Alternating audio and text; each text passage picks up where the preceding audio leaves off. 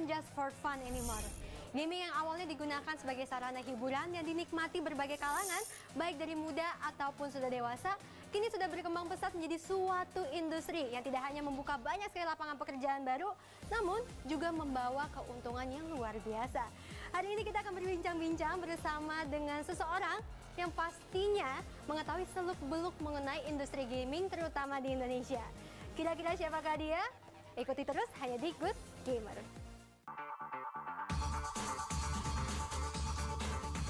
Peribahasa ada gula ada semut yang berarti di mana ada kesejahteraan maka orang akan tertarik untuk berada di dalamnya, selalu berlaku di segala lini. Tak terkecuali industri gaming dan e-sports yang belakangan semakin berkembang. Tentu saja, gemerlap profesi pro player yang selalu dianggap ujung tombak industri ini menjadi impian utama banyak anak muda. Siapa yang kuasa ya menahan godaan popularitas serta gelimang uang yang bisa didapat seorang profesional player gaming.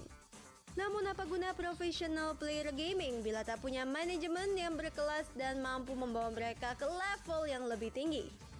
Andrian Pauline adalah salah satu orang yang membaca celah ini. Rex Regum Keon atau yang lebih dikenal dengan nama RRQ adalah buah karyanya. Tim profesional esports dengan berbagai macam divisi gaming miliknya ini terbukti mampu menghasilkan tim-tim juara yang tentu saja membuat berbagai sponsor meliriknya.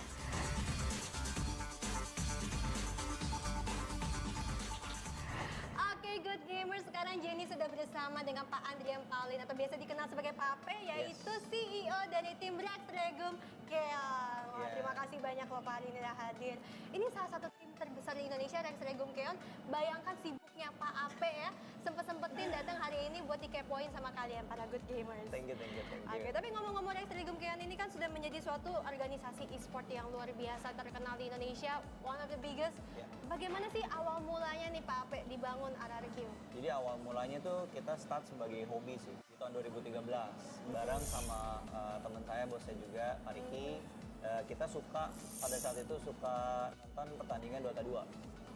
Nah, kita nonton internasional segala macam terus tercetus karena background saya juga dulu co-founder dari tim XN juga. Jadinya dia bilang kenapa nggak bikin tim aja, bantuin dong bareng yuk gitu loh. Jadi mulai startnya dari situ 2013 sampai 2017 kita cuma punya satu tim sebenarnya jenis.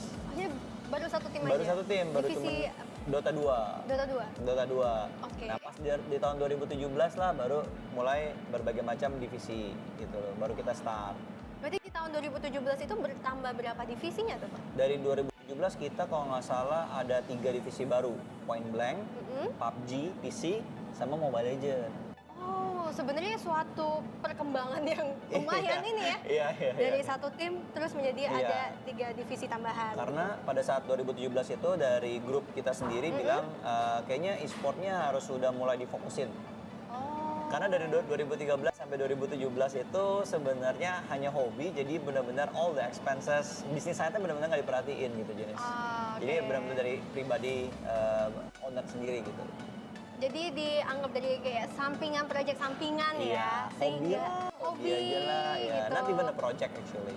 Bukan even project. Nggak sampai dikonsider as ini project yang ada targetnya, ada goalnya. Gitu. Pada saat itu kita nggak mikir ke arah sana. Kalau gitu, apa sih yang membuat Pak Ape dan juga rekannya nih ya, Pak Riki itu akhirnya memutuskan untuk kita serius masuk ke industri gaming atau e-sport ini? Growth-nya, perkembangannya, pertumbuhannya di Eropa, di North America, di China ataupun di Asia itu setiap tahun dari 2014 itu selalu double. 2014, 2015, 2016, 2017. Jadi kita kayak lihat, waduh, growth-nya cepet banget, growth-nya pesat banget. Nah, kita ngerasa Indonesia benar-benar belum terdevelop dengan baik, belum ada pesaingnya, belum ada yang masuk.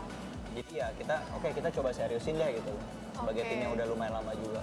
Tapi itu bisa dibilang cukup daring move ya, karena kan anggapan tahun 2013-an itu sampai 2017 bisa dibilang e-sport Indonesia itu masih lempeng-lempeng aja ya nggak sih? Betul. Ya kan, dan apalagi kalau misalnya ngomongin soal pandangan terhadap game di Indonesia, stigma terhadap game. Nah kalau dari Pak Ape sendiri, menurut Pak Ape kan banyak banget ya orang tua yang masih punya stigma tertentu terhadap gaming.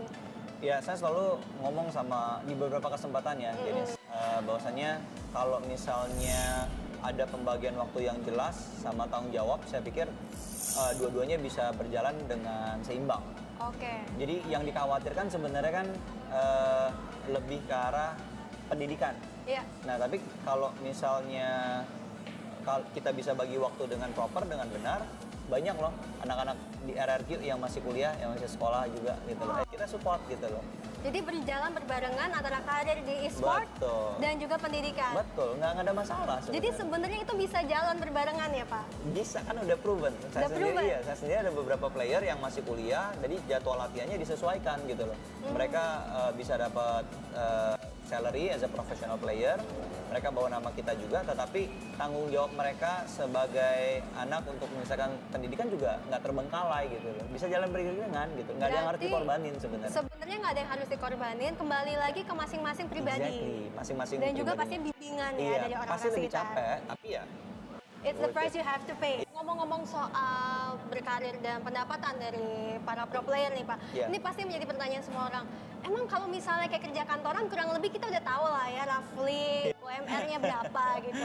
Cuma Iya. kalau pro player ini kan masih suatu industri yang asing sekali ya, Iya. terutama mungkin buat yang lagi menyaksikan nih para good gamers.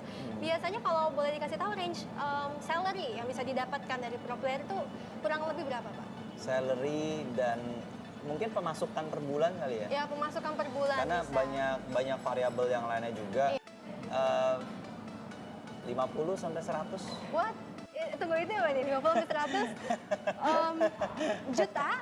Ribu? Atau berapa? Juta ya Pak? 50 ya kalau misalnya emang bagus gitu 50 sampai 100 juta itu udah bisa Dan banget. memang nyatanya the pro player yang bisa mendapatkan Banyak saya pikir. banyak. Wah. Banyak. Oke, ini juga suatu apa ya teman-teman eye opener buat aku juga Iya. sih. Karena kan sama ini aku kalau nanya-nanya pro player mereka cuma bilang, "Oh iya bisa beli rumah nasi Padang lah." Kayak gitu sama bercandanya gitu mereka. Iya, iya. Kalau ini aku personally agak penasaran juga Iya. sih, Pak. Jadi kalau misal kita kerja kantoran kan ada namanya promotion gitu kan ya. Promosi dipromosiin gitu. Iya. Baik itu nanti jabatannya naik ataupun misalnya income-nya naik atau ada tambahan atau bonus. Nah, kalau di pro player apakah ada seperti itu? Actually dia nanya, "Apa dapat THR gak sih kalau jadi pro player?" Ini dia nanya gitu loh, Pak.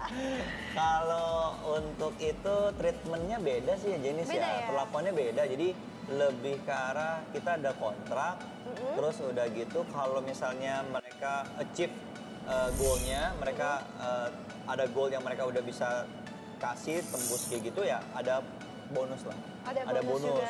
Kalau untuk ada kenaikan gaji dan lain tentu ada, tapi ada evaluasinya juga kan. Oh, ada evaluasi. Iya, kayak misalnya achievement-nya kayak gimana gitu loh, kelakuannya seperti apa gitu loh.